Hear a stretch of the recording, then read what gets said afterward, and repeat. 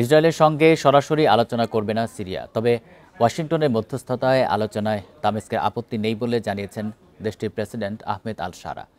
যুক্তরাষ্ট্র সফরে ফক্স নিউজকে দেয়া সাক্ষাৎকারে এমন মন্তব্য করেন তিনি। শারা বলেন, যুক্তরাষ্ট্রের সঙ্গে সিরিয়া নতুন যুগে প্রবেশ করছে।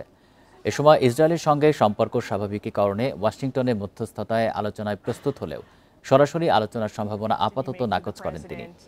এছাড়াও সিরিয়ায় মার্কিন সেনা উপস্থিতি ইস্যুতেও সম্মতি জানান শারা। বলেন, আইএস বিরোধী পদক্ষেপে সিরীয় সরকার ও যুক্তরাষ্ট্রের একমত হওয়া জরুরি। আল কায়েদার সঙ্গে তার সম্পর্ক নিয়েও কথা বলেন শারা। বলেন, সেই সম্পর্ক এখন অতীত। গত বছর বাশার আল আসাদকে হটিয়ে সিরিয়ার ক্ষমতা দখল করে ইসলামপন্থী সংগঠন হায়াত তাহরির আল শাম।